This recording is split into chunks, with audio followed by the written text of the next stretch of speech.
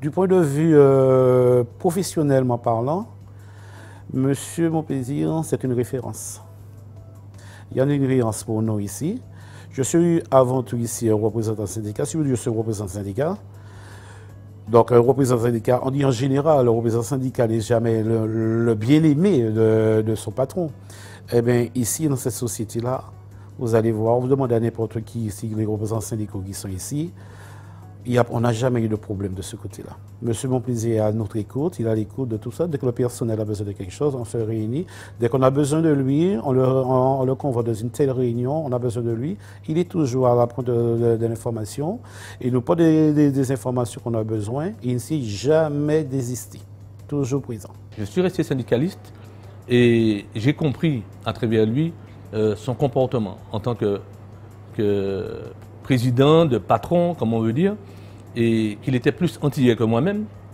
Et en plus, il est plus, on va dire, humain, parce qu'il comprenait tout, on arrivait à expliquer.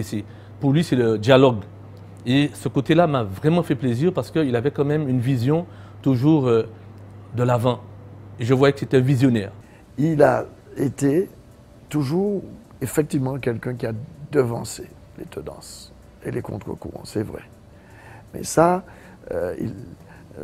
j'ai toujours ça, lors de la première fois où il s'était présenté à des élections, il avait fait des grands panneaux. Et ces grands panneaux le montraient avec un peu comme le fameux président grec qui est sans cravate, la veste sur le dos, et le slogan était, si je me rappelle bien, le slogan était « La Martinique sans complexe », je crois, un slogan de ce style. Bon, ben, c'est parce qu'il voyait déjà le côté du Martiniquais, qui faisait partie de l'Europe, hein, qui faisait partie d'une grande nation, la France, l'Europe, tout ça, mais avant tout le Martiniquais. Parce qu'il savait que c'était à nous de bosser pour nous-mêmes et pour nos enfants. Et aujourd'hui, où on voit comment mondialement les choses ont tendance à devenir difficiles, ce sera de plus en plus nous, aux Martiniquais, d'être innovants, d'innover, d'avoir des gens capables de prendre des décisions et des gens capables d'innover qui sont des visionnaires. Et à ce niveau-là, moi je pense qu'il a de bonnes qualités pour faire partie des décideurs politiques de la Martinique.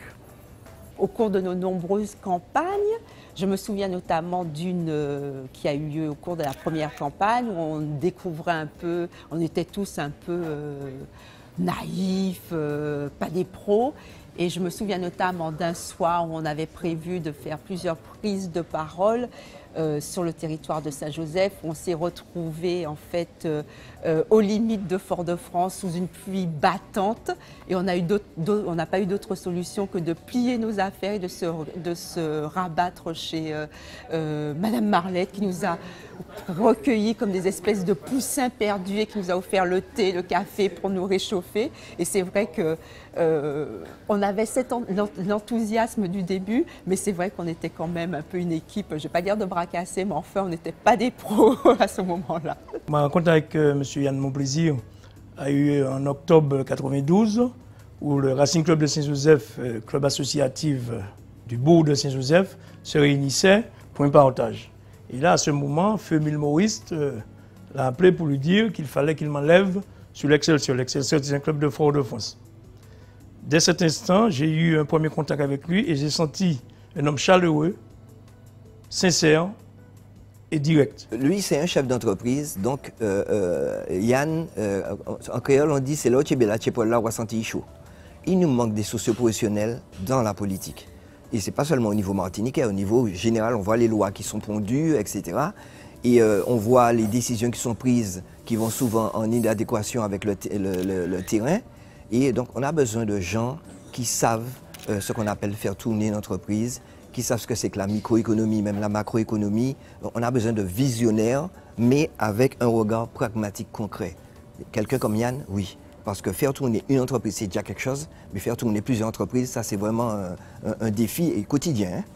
Donc il faut avoir l'habitude de, comment ça s'appelle, de gérer l'incertitude, parce qu'une entreprise c'est l'incertitude avec un I majuscule. Il faut avoir une posture pour être prêt au changement, parce que c'est tous les jours, s'attendre tous les jours à la tuile qui va nous tomber dessus immanquablement et savoir comment retomber sur ses pieds comme un chat. Et ça, au niveau de la gestion du changement, il a cette posture. Parce que ce soit au niveau d'une entreprise ou que ce soit au niveau de la conduite d'un pays, avant les connaissances, avant l'entourage, il faut une posture, il faut des aptitudes. Donc lui, sans parler pour son parti, je parle de Yann, mais je me répète encore, oui, il a cette posture. Et c'est un gars qui aime. En fait, moi je considère qu'il faut être passionné dans ce qu'on fait. Parce que si on n'est pas passionné, on va le faire, soit pour des intérêts moyens, des intérêts personnels ou autres. Et quand on est passionné, on ne compte pas son temps, on ne compte pas son argent, on ne compte pas son énergie. Et c'est quelqu'un de passionné, qui l'a déjà démontré, ce n'est pas démontré encore. Si je dois retenir un autre aspect de Yann Monplaisir, c'est quelqu'un qui ne regarde pas votre couleur, la couleur de vos cheveux, de vos yeux. Si vous valez, eh bien vous allez prouver que vous valez et vous allez trouver votre place. Ben, ça me fait rigoler, par exemple, je pense avec beaucoup d'affection à mon collègue et néanmoins ami qui dirige maintenant Martinique Recyclage. Quand des gens arrivent, des visiteurs, ils demandent à voir le directeur de Martinique Recyclage. On appelle Eddy. Eh bien, il vient, il a ses locks jusque... Mais les gens détournent la tête parce qu'ils ne s'attendent pas à avoir cette personne à cette place. Et c'est ça, monsieur Monplaisir. Vous avez vos locks, mais au-delà des locks, vous avez quelque chose dans la tête. Les locks ne sont qu'une apparence. Voilà. Aujourd'hui, je pense que c'est quelqu'un qui, je pense que tout le monde l'a dit, a été très visionnaire. Donc c'est quelqu'un qui apporte des idées, qui est souvent dans l'innovation ou souvent dans une analyse aussi bien économique et territoriale du site, de l'île en fait, tout simplement.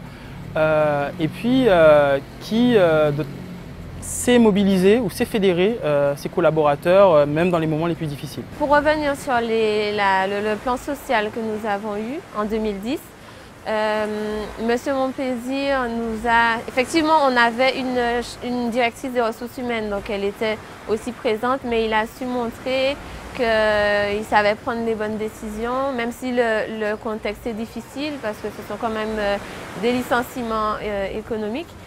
Mais il a su faire face aux difficultés, il a su répondre et rassurer le personnel également. J'avais encore des enfants petits qui étaient au collège, qui étaient au lycée. J'ai appréhendé, je lui ai dit, est-ce qu'on va nous réembaucher? Puisqu'on nous parlait de nouveaux PDG qu'on ne connaissait pas du tout.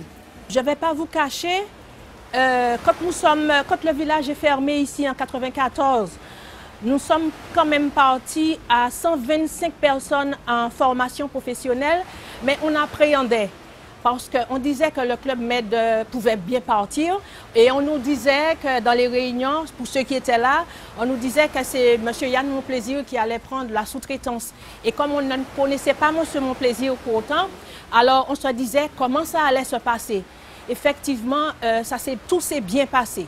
Tout s'est bien passé. Et je vais même vous dire que dans les 125 personnes qui sont parties en formation professionnelle, nous sommes revenus quand même à 99% du taux de satisfaction, avec un titre professionnel à l'appui.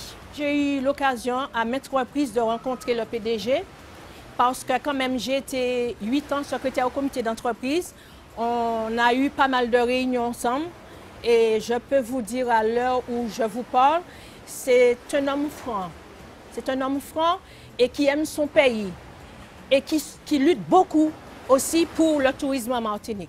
Parce qu'il a envie vraiment de faire avancer le pays, ça c'est sûr. Ça, je suis convaincu. Déjà, on prend l'usine d'incinération, je vais répéter, parce qu'il sait que je répète ça aussi. L'usine d'incinération, il avait déjà l'objectif de mettre l'usine. Parce que la quantité d'ordures qui était amoncelée en Martinique, ça a été très très très dur. Et lui, il avait déjà cette vision. C'est sûr et certain que c'est quand même un homme d'affaires. Ça, c'est sûr et certain qu'il doit pouvoir. Mais il était sur tous les flancs, mais bien positionné avec l'esprit. Dommage qu'il y a des gens qui n'ont pas suivi. Et malgré sa politique aussi, on parle de ça rapidement, sa politique, il est plus, je vais peut-être dire un mot encore, plus socialiste que socialiste, il est plus humain que notre... Il est particulier parce qu'il donne la chance aux gens. Il y a beaucoup de personnes qui sont sorties de France et des Antillais pour venir ici, qui ont eu leur chance. Ça, c'est formidable. Et lui, il discute. Quand il peut, il le fait. Et je ne suis pas le seul à dire cela parce qu'il y a beaucoup qui sont entrés à bas niveau, si on veut, qui sont quand même des responsables. Il a fait confiance. Par contre, si tu rompes sa confiance, il faut savoir que là, il met sa cravate en arrière, il enlève sa montre et puis il tape sa main. Là, c'est sûr. Là, il va te faire sentir et il est quand même direct et franc.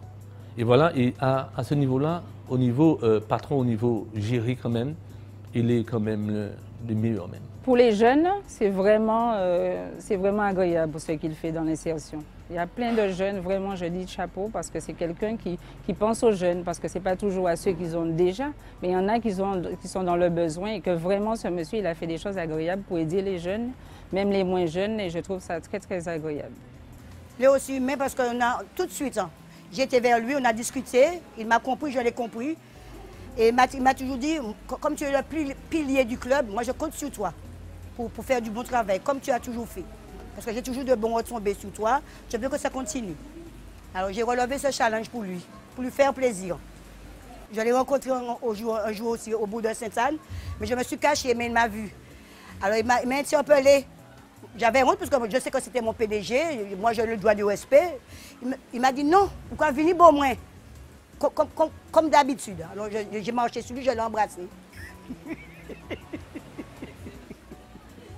Mais il m'a vu, il m'a interpellé. On était au pot de la mairie de Sainte-Anne. Ce que j'en retiens de Yann Monplaisir, c'est un point très précis. Je voudrais, s'il vous plaît, que vous le souligniez.